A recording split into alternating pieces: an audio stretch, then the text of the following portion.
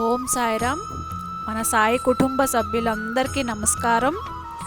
శ్రీ షిరిడి సాయినాథ వైభవం పుస్తకం మొదలు పెడుతున్నాను, చదువుతున్నాను.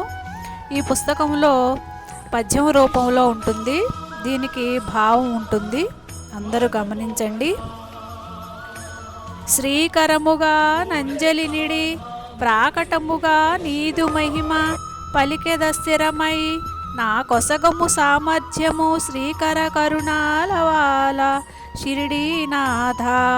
దీనికి భావం: శ్రీకరమైన కరుణకు అలవాలమైన షిరిడీనాథ, ప్రారంభముగా నీకు నమస్కరించి ప్రసిద్ధమైన నీ మహిమను స్థిరంగా పలికే ప్రయత్నం చేస్తాను.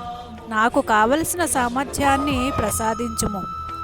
నీ మాటే మంత్రముగా పాము విషము తొలగించి పరమ కరుణతో శ్యామా ప్రాణముగాచితి క్షేమము నీ కథన కలుగు షిరిడీనాథ.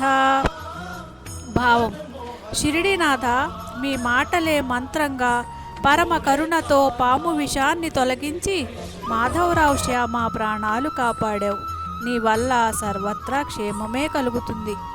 ఒకరోజు సాయిబాబా పరమ భక్తుడైన మాధవరావు లేక శ్యామ చిటికిన వేలుపై పాము కాటు వేసినది. విషము పైకి ఎక్కసాగింది. మాధవరావు భయపడిపోయాడు.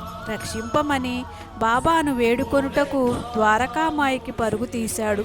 పైకి వస్తున్న మాధవరావుతో సాయిబాబా కోపంగా, బట్టు, పైకి ఎక్కవద్దు, ఎక్కావంటే ఖబర్దార్, పో, క్రిందకు పో అంటూ గట్టిగా గర్జించారు. భయపడిన మాధవరావు పైకి రాలేదు. కానీ ఆశ్చర్యంగా అతని యొక్క విషం కిందకి దిగిపోయింది. బాబా మందలించింది, కోపగించి మాట్లాడింది శ్యామాను కాదు, శ్యామ శరీరంలో ఉన్న విషమును అని అర్థమవుతుంది. ఇలా తన మాటనే మంత్రంగా బాబా విషాన్ని తొలగించి ప్రాణాలు కాపాడారు. శ్యామ ప్రాణాలు కాపాడారు.